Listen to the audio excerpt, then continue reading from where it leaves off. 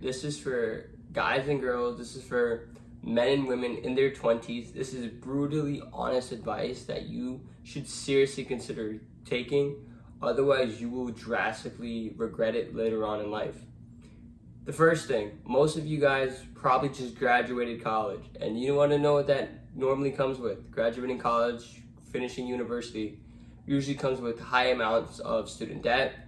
So if you have high interest debt piling up over time, it is going to be a huge financial burden.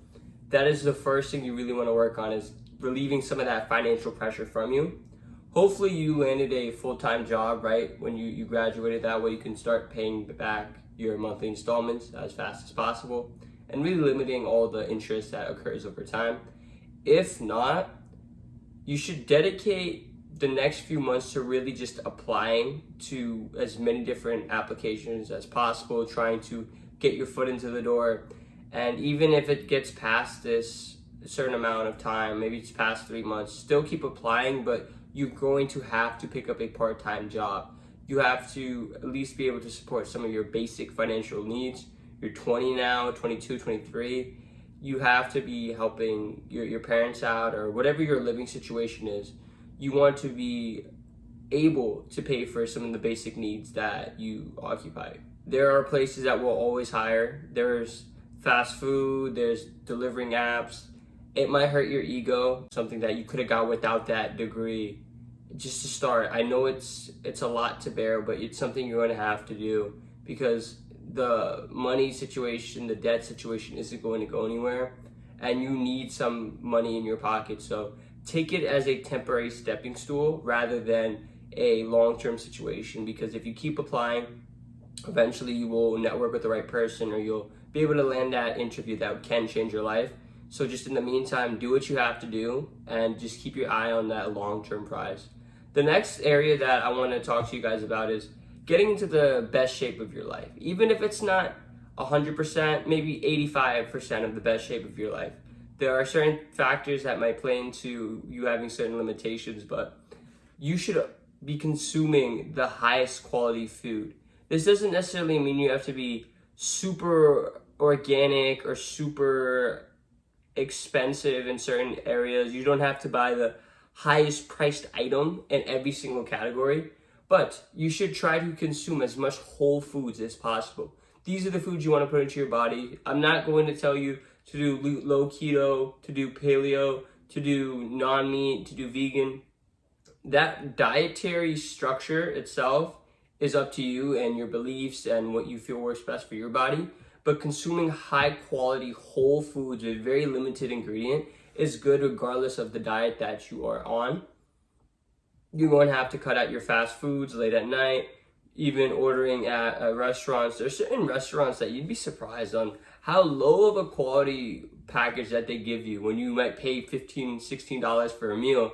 If you look through the nutrition label, it's not good, it's highly processed. There might be some things in there that you didn't even expect. So always read the food label. Even if you're out, try to do that as well.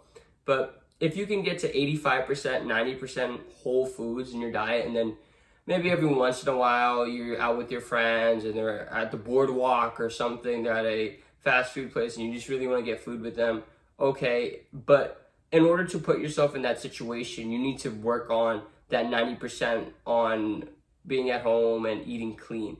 That's much easier to eat clean at home. In my experience, it is way easier to eat clean at home because you don't have so many other factors playing into the food that you're eating. If you're out at a restaurant, there might be lights, there might be music playing. It's a whole different atmosphere, and it's a lot harder to say no in front of all your friends when you're tempted to get that burger. Whereas at home, you're very used to making everything yourself, meal prepping, and not having to have any sort of external factors weighing on your decision. Meal prepping that I just mentioned is also very beneficial as well.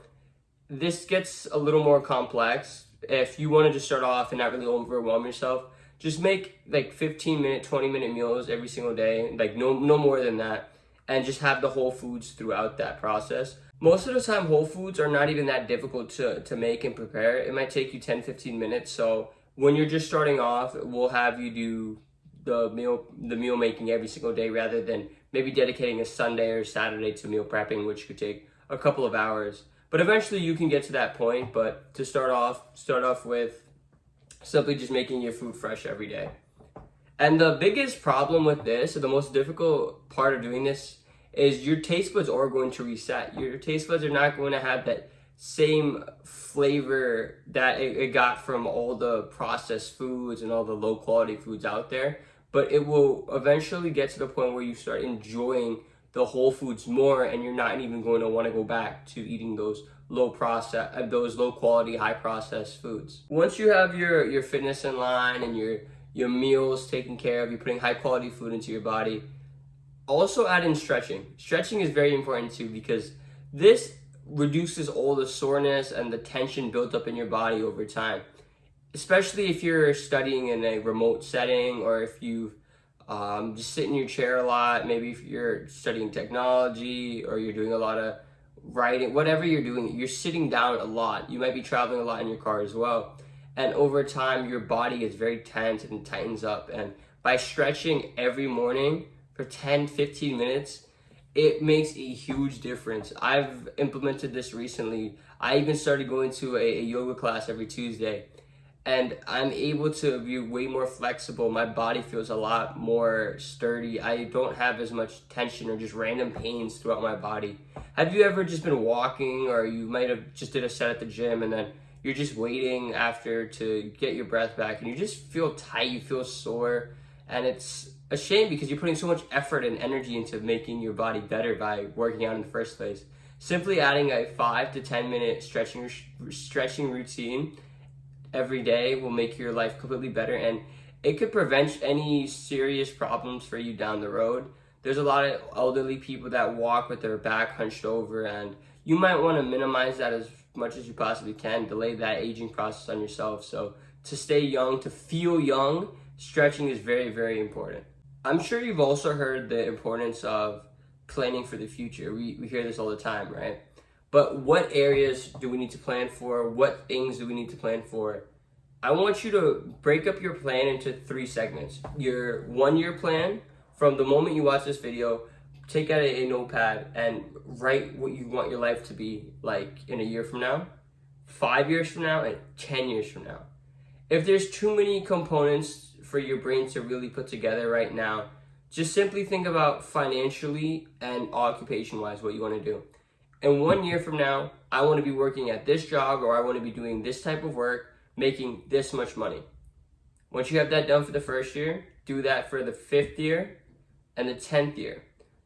Things can change. You might not want to do the same line of work in 5 years. You might want to be making double the money in 5 years. You might want to make so much money during your 5th year of working that you can choose a lower paying career path later on to simply relax and enjoy and maybe travel more. Whatever you want to do, map it out now, have a clear idea of what you want, because there is nothing worse than working extremely hard to a goal just for you to never wanted it in the first place. So to avoid this regret and the amount of time you could potentially waste in achieving what you actually want, you have to figure out what you want now and imagine how you can go about achieving it. But I don't even need you to write the steps exactly down right now. Just simply do the 2 things. Write down what work you want to do and how much you want to make. We can revisit this later on and make a more in-depth blueprint on how we want to achieve this. While I hope you are making a great amount of financial income, I'm sure you will. Even if you're working at that part-time job right now, you will eventually get to that dream job, that dream occupation that you had for yourself. But this line of work, this achievement, this milestone, only is worthwhile if you are saving the appropriate amount of money as well. There are some people that live paycheck to paycheck that are making hundreds of thousands every single year. Chances are you are making less than that right now. It is a very rare percentage of humans that are making $100,000 a year. And you think that if you were able to make this amount of money every year, you wouldn't have some of the financial concerns, you wouldn't be living paycheck to paycheck like you might currently be doing.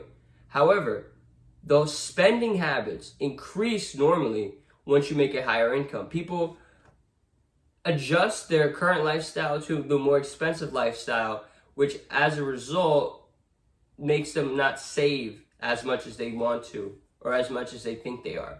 So create a budget, create a spending tracker on how much money that is currently leaving your bank account on a monthly basis. Groceries, entertainment, gas, transportation, and fun stuff. Like, all of this adds up. Even if you're living at home with your parents, I need you to make this budget. Even if you don't think you're spending that much, I'm telling you, when you realize exactly where your money is going, you will start questioning to see whether you really need that thing or not. Do you really need to pay for that subscription? Do you really need that premium version of that software? These things add up. Do you really need express delivery on that product? Limit your spending and figure out the areas that you want to spend more in and the areas you want to cheap out in. For me personally, I prefer spending more on the food I eat and less on entertainment. I would spend $7 for grass-fed ground beef, but I will not spend $17 for a night out or stuff like that. I will not spend money to get my car washed. I'd rather just wash it myself. Even if it doesn't do as good of a job as a professional car wash, I'm willing to make that sacrifice. So once you're making this budget, you will realize that, okay, I can't spend nothing. That's not possible. It's not possible to live for $0.00. But I can minimize in these 3 areas, and then that one area over there, I think spending money on is worth it, and I will want to do that, but I'll be able to afford that because I cut down on these 3 areas. So when you have that idea mapped out, when you have the diagram in front of you of the areas that you're spending the most in, you can figure out which ones you want to cut back in and which ones you don't mind spending and can actually afford to do. I know this video so far has been pretty harsh, telling you to cut down on this, to not do that, to work super hard at the gym, to not eat out a lot. And then this point now is going to tell you every 2 to 3 weeks, have some fun. Work-life balance is an emergence of a topic that wasn't really talked about in the last 4 or 5, 10 years. So now a lot of people are trying to figure out ways to enjoy themselves and work hard at the same time. People want to work hard so they have time to enjoy with the people they love and do fun things. I want you to do this, Jeff. I want you to do just that. You can't be going out every night. You can't be going out every week. But every 2 to 3 weeks, do something fun to reset your mind, to reset your energy, and to actually be more productive going forward. Because if you just keep working extremely hard on something and you keep grinding 7 days a week and you're cutting down on your sleep, it's going to take a toll on you mentally and physically, and there's a chance that you're not able to perform like you want to in the future. So every 2 to 3 weeks, go get lunch with a friend. Go to a museum. Go to an amusement park. Whatever you want to do, you can do it for 2 to 3 hours on an occasional Saturday afternoon. It's not going to be the end all be all. All of your prior work, all your prior sacrifice isn't going to be immediately erased and go back down to nothing. So you're building yourself some cushion to really enjoy that outing rather than taking a huge toll on your success and then penalizing any sort of future you could have had for yourself in the first place. My personal enjoyment every 2 to 3 weeks might just be going to New York. Go to New York, explore for the day, walk around, get some food, hang out with some people, and then come back home or maybe around 8:39, shower, brush my teeth, night routine, and go to bed. I don't do that every weekend. I'm not going to New York every weekend. That is very expensive and very taxing on myself and my progress. But every once in a while, hey, why not? That's what we do as humans. We like to enjoy our time with other humans. So I make sure I get that social outing that I need. Not only is it important for you to spend time with your friends and do your networking and your social outings, but you have to understand you're 20 now. Your parents are a lot older than they were when you were simply a child. You're going to have to spend some time with them too. Make that a genuine priority. I'm not saying you have to have the best relationship in the world with your parents. I don't know if you're super buddy with your parents. There's some people that have that relationship, while others are a little more reserved and they aren't necessarily super tight, or they're not necessarily super close with their parent. And I'm not here to give you a relationship breakdown 101 or tell you how to interact with your parents, but the matter of fact is they're getting older. They're not going to be here forever. So use this time wisely. Otherwise, you will really regret every moment you didn't spend with them. And it's important for you to find common activities that you guys can both do so you are both enjoying yourself during the outing. If your parents are a little more senior, maybe you just want to go with a walk. Maybe you just want to go on a walk with them every night or every other night or every Thursday night. Have a dated time where you have a certain activity that you guys can both enjoy. It doesn't have to be anything expensive, it doesn't have to be anything super time consuming, but just one-on-one time where you guys can just enjoy the moment and enjoy being with each other's presence. The last point in this video that I'm going to make, and honestly, thank you guys so much for actually making this far. A lot of people would have clicked off the video by now. They would have already been doing a different activity, but if you made it this far, you have a really good attention span, and that's something that not a lot of people have nowadays, so congrats to you on that.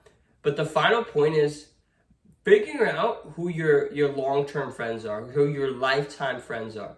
The people that you want to see get married, go to their wedding, hang out with, maybe vacation with, introduce your kids to their kids.